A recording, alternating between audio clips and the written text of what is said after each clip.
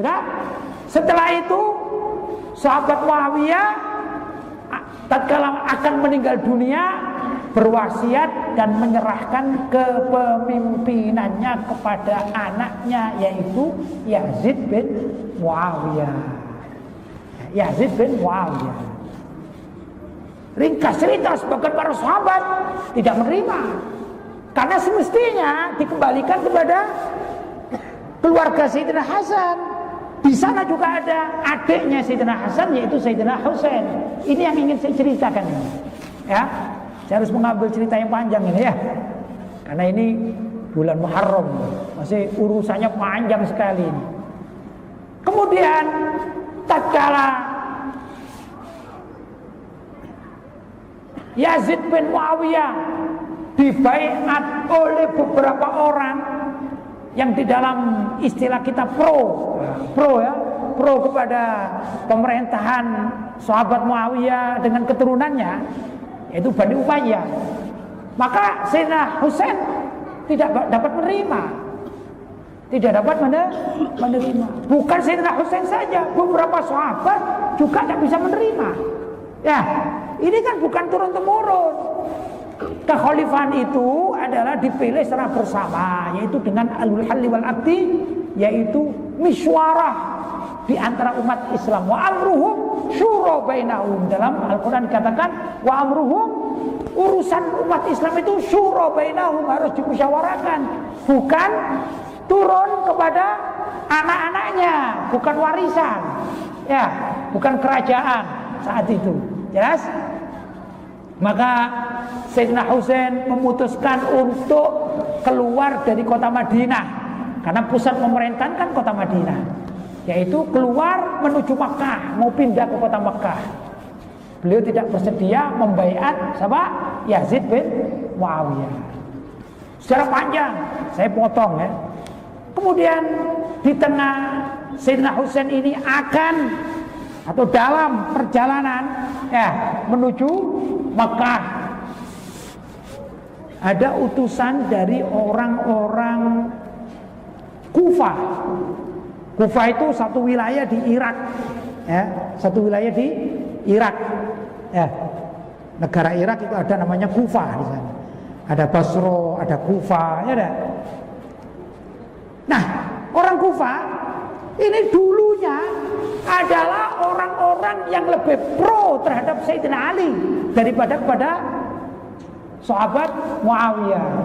Dan mereka mengatakan nahnu syi'atu Ali, kami adalah pengikut Ali, syi'atu Ali.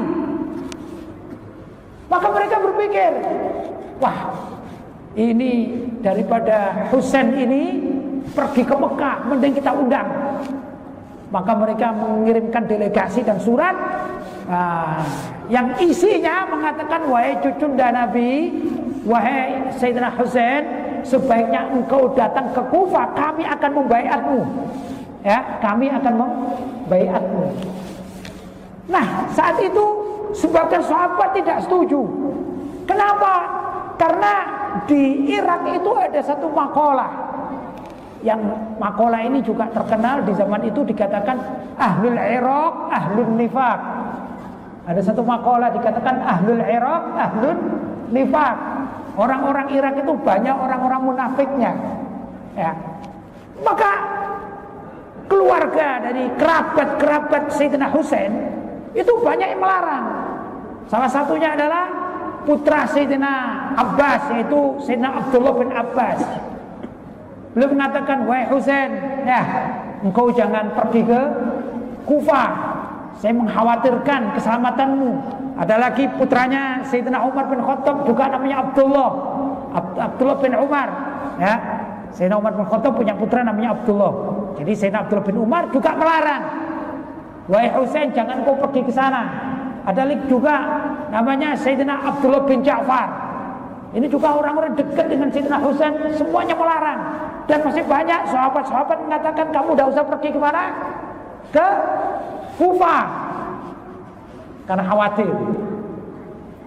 Tapi Sayyidina Husain husnudzon. Sayyidina Husain husnudzon, ya dah. Beliau mengatakan di sana kan banyak orang-orang yang cinta kepada ayah. Siapa berarti? Sayyidina Ali bin Abi Thalib. Ya tidak harus dibaiat, tapi kalau berkumpul dengan orang-orang yang mencintai keluarganya kan senang, ya dah? Merasa senang, merasa nyaman kan begitu. Tapi sahabat-sahabat yang lain ini khawatir. Maka ringkas cerita beliau berangkatlah mengajak beberapa orang yang mau diajak, kurang lebih 100 sekian jumlahnya, beserta dengan keluarganya diajak. Ya? Dan zaman itu, bahkan sejak zaman Sayyidina Utsman bin Affan itu banyak gubernur-gubernur yang diangkat di beberapa wilayah. Ya. Di zamannya Sayyidina Umar saja sudah ada gubernur. Di Yaman ada, ya dah. Di beberapa tempat juga ada. Ya, jadi banyak perwakilan-perwakilan yang diutus oleh ibu kota di mana? Madinah. Salah satunya ada di Kufah. Di sana ada seorang yang bernama Ubaidillah bin Ziyad. Ini juga tokoh dan dia juga punya tentara. Dia punya pasukan. Ya, dan dia ini otomatis adalah orang-orang yang mengikut kepada Bani Umayyah atau dari kelompoknya Yazid bin Muawiyah. Nah, tatkala Sayyidina Husain berangkat, maka dengarlah yang namanya Ubaidillah bin Ziyad. Sampai pada wilayah yang juga di dekat Irak situ, belum ke Kufahnya, ada namanya wilayah Karbala. Wilayah apa? Karbala. Nah, tatkala Sayyidina Husain sampai di Karbala beserta dengan orang-orang yang menyertainya, tidak niat perang. Kan mau hijrah atau mau pindah lah. Ya. Kenapa? Karena di sana banyak orang-orang yang pecinta ayahnya, ya, berharap mendapatkan kehidupan yang tentram, tenang, kan begitu. Berangkat. Sesampai di Karbala, maka dia diserbu oleh pasukannya Ubaidillah bin Ziyad. Yang pasukannya itu jumlahnya sekitar 3.000-4.000. Sedangkan sini cuma 100 sekian saja. Ya. 100 lawan 1.000. Ya tak imbang.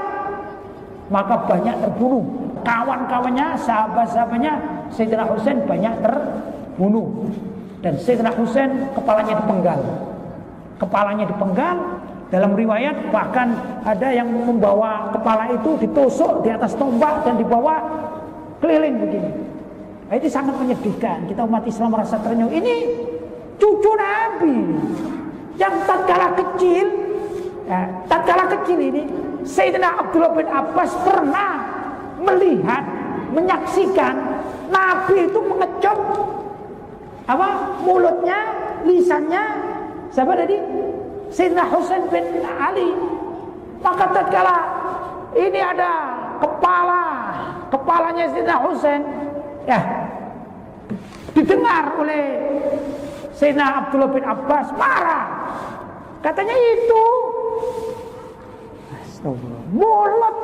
mulutnya Sayyidina Husain itu pernah dikecup, dicium oleh Rasulullah SAW. Bagaimana diperlakukan semacam ini?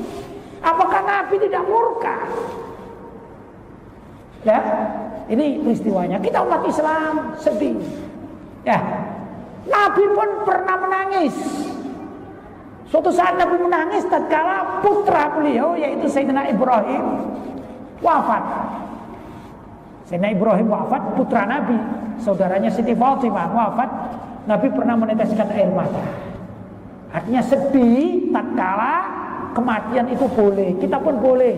Ya, sedih mendengarkan cerita ini, sedih boleh. Tapi Nabi juga melarang kalau orang itu berlebih-lebihan di dalam kesedihan. Dikatakan laisa minna man latamal hudud wa syaqqal julub wa da'a bidakwal jahiliyah.